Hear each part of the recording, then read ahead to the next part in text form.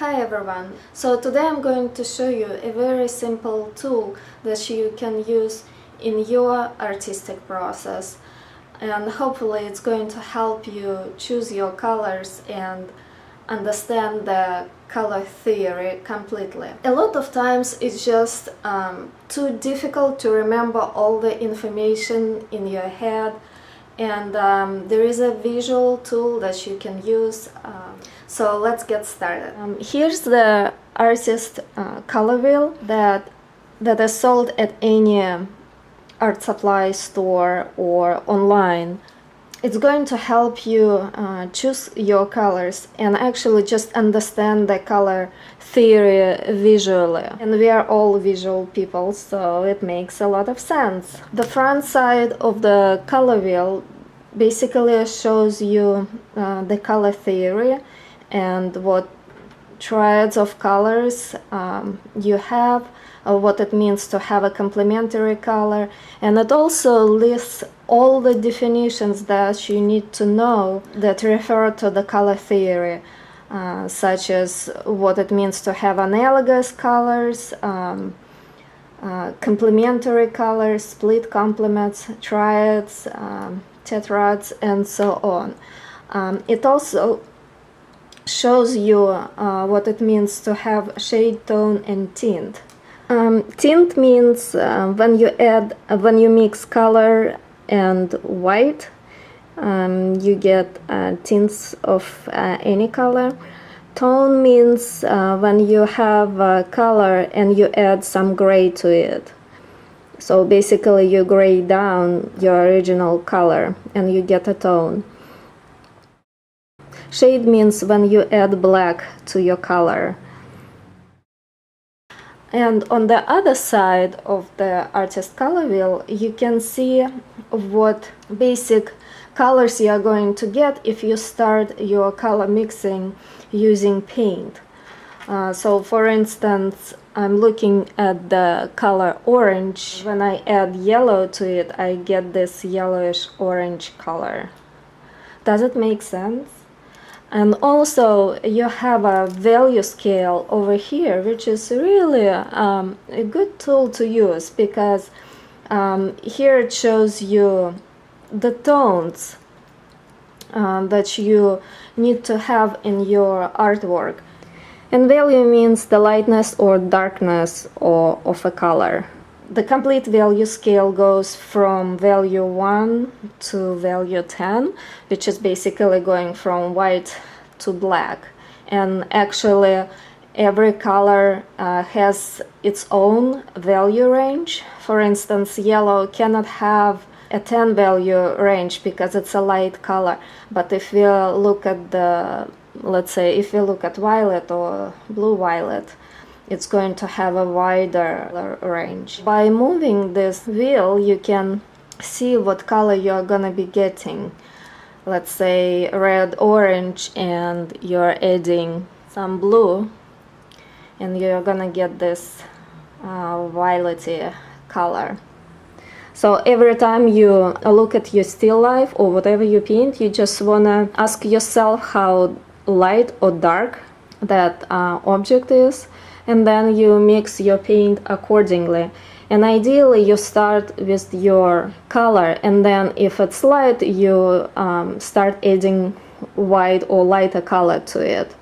Okay, so let's go back to this side.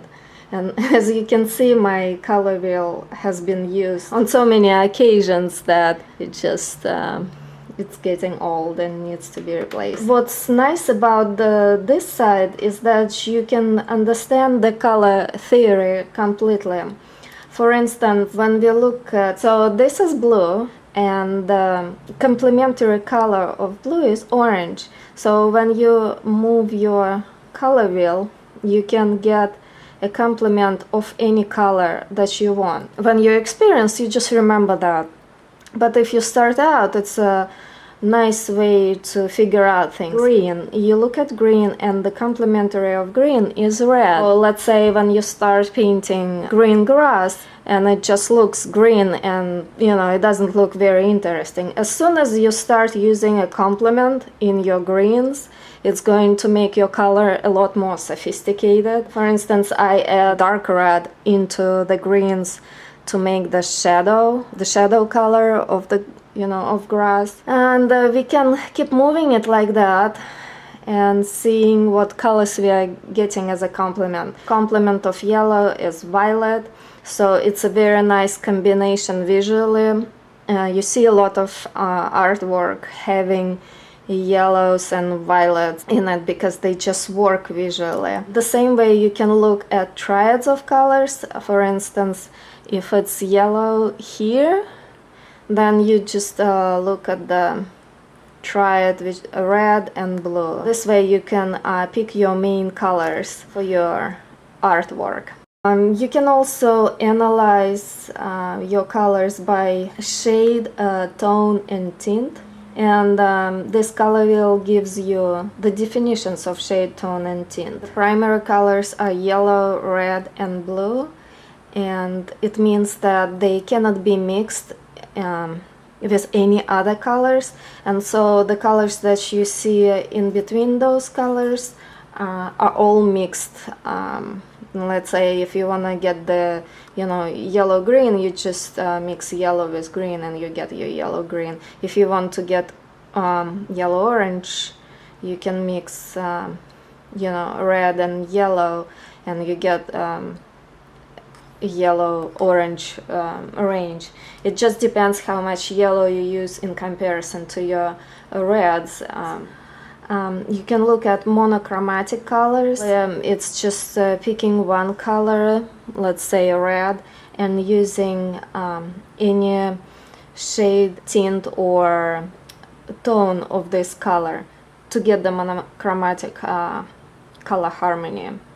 In any painting, it's best to choose your key color, which is a dominant color in your color scheme. You don't want to have all three colors to be dominant in your painting. You just want to have one and pick two more to be supportive colors of your main one. Another thing is very important, it's intensity of a color, or is chroma. Color intensity means the brightness or dullness of a color. The color that you get out of a tube if you paint is the most intense color, and then when you gray it down or use other color or you add other colors to it, you dull that color, and therefore you reduce its intensity. Thank you for watching this video. You can subscribe to my channel here, and please visit my website veronicasart.com, where I display my art and also have a bunch of tutorials and art books to help you draw. Thank you. Bye-bye.